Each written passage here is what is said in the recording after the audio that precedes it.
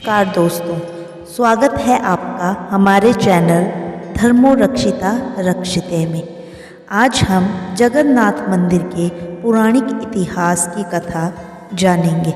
माना जाता है कि भगवान विष्णु जब चारों धामों पर बसे अपने धामों की यात्रा पर जाते हैं तो हिमालय की ऊंची चोटी पर बने अपने धाम बद्रीनाथ में स्नान करते हैं।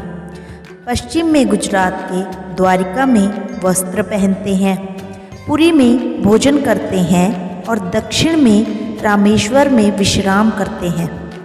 द्वापर के बाद भगवान कृष्ण पुरी में निवास करने लगे और बन गए जगत के नाथ अर्थात जगन्नाथ। पुरी का जगन्नाथ धाम 4 धामों में से एक है। यहाँ भगवान जगन्नाथ बड़े भाई बलभद्र और बहन सुभद्रा के साथ विराजते हैं। हिंदुओं की प्राचीन और पवित्र 7 नगरियों में पुरी ओडिशा राज्य के समुद्री तट पर बसा हुआ है। पुराणों में इसे धरती का वैकुंठ भी कहा गया है। ये भगवान विष्णु के 4 धामों में से एक है। इसे श्री क्षेत्र, श्री पुरुषोत्तम, शाक क्षेत्र, नीलांचल, नीलगिरी और श्री जगन्नाथपुरी भी कहते हैं। यहाँ लक्ष्मीपति विष्णु ने तरह तरह की लीलाएं की थी। ब्रह्म और स्कंद पुराण के अनुसार यहाँ भगवान विष्णु पुरुषोत्तम नील माधव के रूप में अवतरित हुए और सबर जनजाति के परम पूज्य देवता बन गए। सबर जनजाति के देवता होने के कारण यहाँ भगवान जगन्नाथ का रूप कबीलाई देवताओं की तरह है। पहले कबीले के लोग अपने देवताओं की मूर्तियों को काष्ठ से बनाते थे। जगन्नाथ मंदिर में सबर जनजातियों के पुजारियों के अलावा ब्राह्मण पुजारी भी होते हैं। ज्येष्ठ पूर्णिमा से आषाढ़ पूर्णिमा तक सबर जाति के दैतापति जगन्नाथ जी सारी रीतियां करते हैं।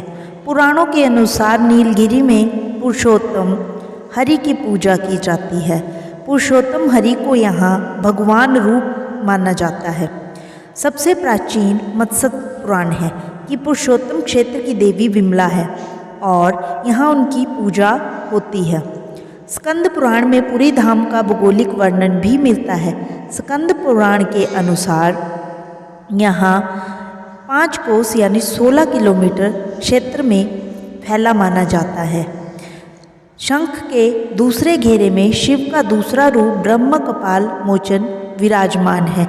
माना जाता है कि भगवान ब्रह्मा का एक सिर महादेव की हथेली से चिपक गया था और वो यहीं आकर गिरा था। मंदिर का इतिहास इस प्रकार है। इस मंदिर का सबसे पहला प्रमाण महाभारत के वन पर्व में मिलता है। कहा जाता है कि सबसे पहले सबर आदिवासी विश्ववसु ने नील माधव के रूप में इनकी पूजा की थी। राजा इंद्रद्युम्न ने ये मंदिर बनवाया था। राजा इंद्रद्युम्न मालवा का राजा था जिनका पिता का नाम भारत और माता सुमति थी।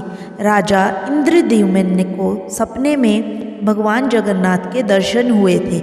कई ग्रंथों में राजा इंद्रद्युम्न और उनके यज्ञ के बारे में विस्तार से भी लिखा है। एक रात भगवान विष्णु ने उनको सपने में आकर दर्शन दिए और कहा, नीलांचल पर्वत की एक गुफा में मेरी एक मूर्ति है जिसे नील माधव कहते हैं। तुम एक मंदिर बनवाकर उसमें मेरी ये मूर्ति स्थापित करना। राजा ने अपने सेवकों को नीलांचल पर्वत की खोज में भेजा। उसमें से एक था ब्राह्मण विद्यापति। विद्यापति ने सुन रखा था कि सबर कबीले के लोग नील माधव की पूजा करते हैं और उन्होंने अपने देवता की इस मूर्ति को नीलांचल पर्वत की गुफा में छुपा रखा है। वो ये भी जानता था कि सबर कबीले का मुखिया विश्ववसु नील माधव का उपासक है और उसी ने मूर्ति को गुफा में छुपा रखा था। चतुर विद्यापति ने मुखिया की बेटी से विवाह कर लिया। आखिर में वो अपनी पत्नी के जरिए नील माधव की गुफा तक पहुंचने में सफल हुआ। उसने मूर्ति चुरा ली और राजा को लाकर दे दी। विश्ववसु अपने आराध्य देव की मूर्ति चोरी होने से बहुत दुखी हुआ। अपने भक्त के दुख से भगवान भी दुखी हुए।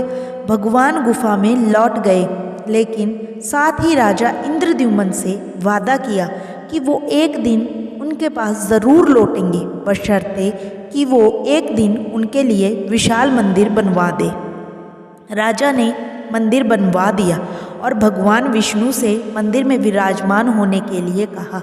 भगवान ने कहा कि तुम मेरी मूर्ति बनाने के लिए समुद्र में तैर रहा पेड़ का बड़ा टुकड़ा उठाकर लाओ, जो द्वारिका से समुद्र में तैरकर पुरी आ रहा है। राजा के सेवकों ने उस पेड़ के टुकड़े को तो ढूंढ लिया, लेकिन सब लोग मिलकर भी उस पेड़ को नहीं उठा पाए। तब राजा को समझ आ गया कि नीलमाधव के अनन्य भक्त सबर कबीले के मुखिया विश्ववसु की ही सहायता लेनी पड़ेगी। सब उस वक्त हैरान रह गए जब विश्ववसु भारी भरकम लकड़ी को उठाकर मंदिर तक ले आए। अब बारी थी लकड़ी से भगवान की बड़ी मूर्ति गढ़ने की। राजा के कारीगरों ने लाख कोशिश कर ली, लेकिन कोई भी लकड़ी में एक छेनी तक भी नहीं लगा सका। तब तीनों लोक के कुशल कारीगर भगवान विश्वकर्मा एक बूढ़े व्यक्ति का रूप धरकर आए। उन्होंने राजा को कहा कि वे नीलमाधव की मूर्ति बना सकते हैं, लेकिन साथ ही उन्होंने अपनी शर्त भी रखी कि वे 21 दिन में मूर्ति बनाएंगे और अकेले में बनाएंगे। कोई उनको बनाते हुए नहीं देख सकता। उनकी शर्त मान ली गई। लोगों को आरी, छेनी, हथौड़ी की आवाज़ें आती रही।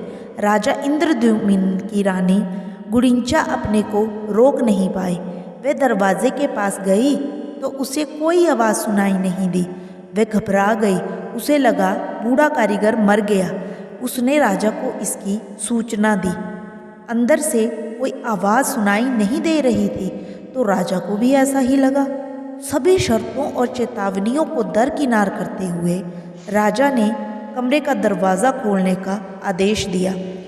जैसे ही कमरा खोला गया तो बूढ़ा व्यक्ति गायब था और उसमें 3 अधूरी मूर्तियाँ मिली।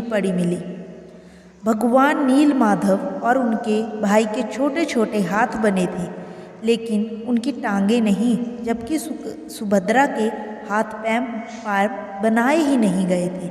राजा ने इसे भगवान की इच्छा मानकर इन्हीं अधूरी मूर्तियों को स्थापित कर दिया। तब से लेकर आज तक तीनों भाई बहन इसी रूप में विद्यमान हैं। वर्तमान में जो मंदिर है वह 7वीं सदी में बनवाया गया था। हालांकि इस मंदिर का निर्माण ईसा पूर्व 2 में भी हुआ था। मुख्य मंदिर के आसपास लगभग आज भी 30 छोटे बड़े मंदिर अभी भी स्थापित हैं। दोस्तों, अगर आपको हमारी ये कहानी पसंद आई हो तो हमारे वीडियो को लाइक करें और चैनल को अवश्य शेयर करें और कमेंट बॉक्स में अवश्य लिखें जय विष्णु महाराज की। धन्यवाद। शुभ रात्रि।